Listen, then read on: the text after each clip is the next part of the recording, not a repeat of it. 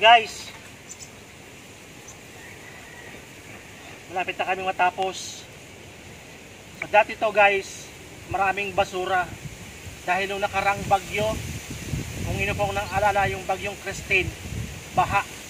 So, may tubig po dito, lahat po ng basura dito po na nakatambak, mga panggatong, mga niyog, lahat po, basta po lahat ng basura.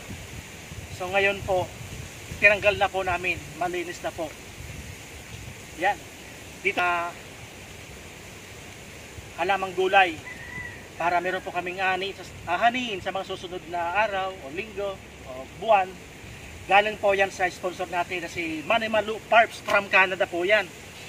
So sana po akma dito sa Pilipinas o sa tropical na panahon. Sana. Kaya yan, kailangan natin magsumikap o magsikap para meron tayong kabuhayan habang tayo nagbablog. So yan po, kita po ninyo, malinis na po dito.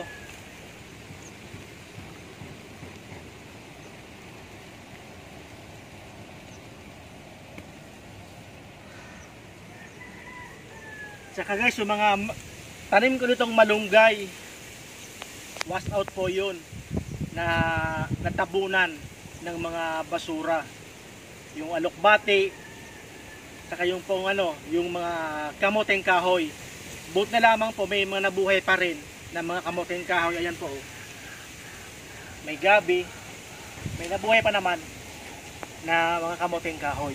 Pero yung malunggay po talagang wash out, talagang kailangan ulit magtanim. So laban lang tayo.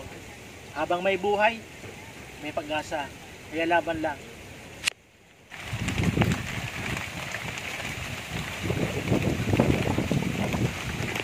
Yan guys, umuulan na naman. Ito ang weather ngayon sa Bicol. Yan, tingnan nyo, umuulan. Buti na lang may kami dito, may malit na kubo para pahingahan namin. Ano Gerald, masabi mo? Tawa. Ulan na naman. Kapit tayo. Meron pa. Kayo, anong kumukumpleto sa araw nyo? Kami? Kape. 3-in-1.